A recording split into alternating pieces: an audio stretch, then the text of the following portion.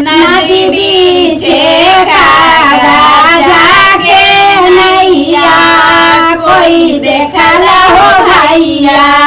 नदी बीचे कागा जाके नैया कोई देखला हो भैया।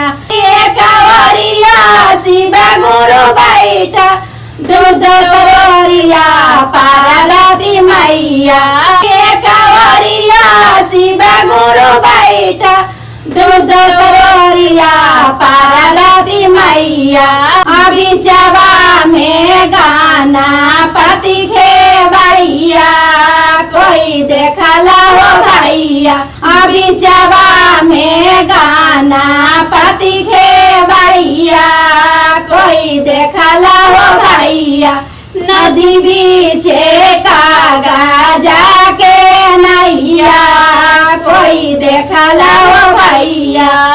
नदी बीचे कागा जाके नैया कोई देखला हो भैया। एक ओरिया ब्रह्मा जी बैठा दोसर ओरिया विष्णु जी बैठा।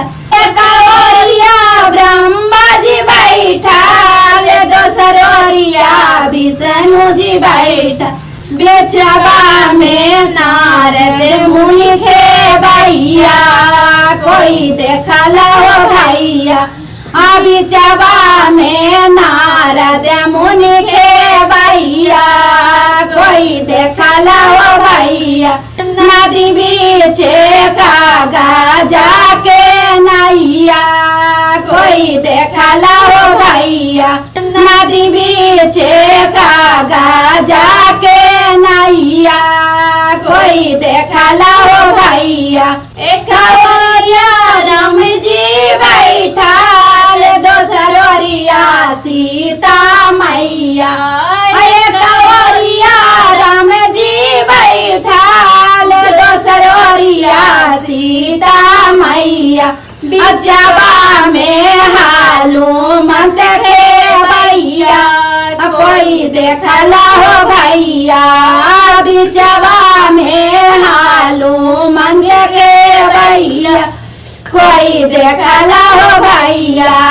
नदी बीचे कागा जाके नैया कोई देखला हो भैया। नदी बीचे कागा जाके नैया कोई देखला हो भैया। एक ओरिया रेंदर भैया बैठा दोसर ओरिया लीला में दीजी। एक ओरिया रेंदर भैया बैठा दोसर ओरिया लीला में दीजी। बिचवा में से सिया खेवैया कोई देखला हो भैया। बिचवा में सिया खेवैया कोई देखला हो भैया। नदी बीचे कागा जाके नैया कोई देखला हो भैया। नदी बीचे कागा जाके नैया कोई देखला हो भैया। नदी बीचे कागा जाके नैया कोई देखला हो भैया। हर हर महादेव की दीदी वीडियो अच्छा लगता तो लाइक करिए, सब्सक्राइब करिए, कमेंट बॉक्स में लिखिए कि गीत कैसन लगलो।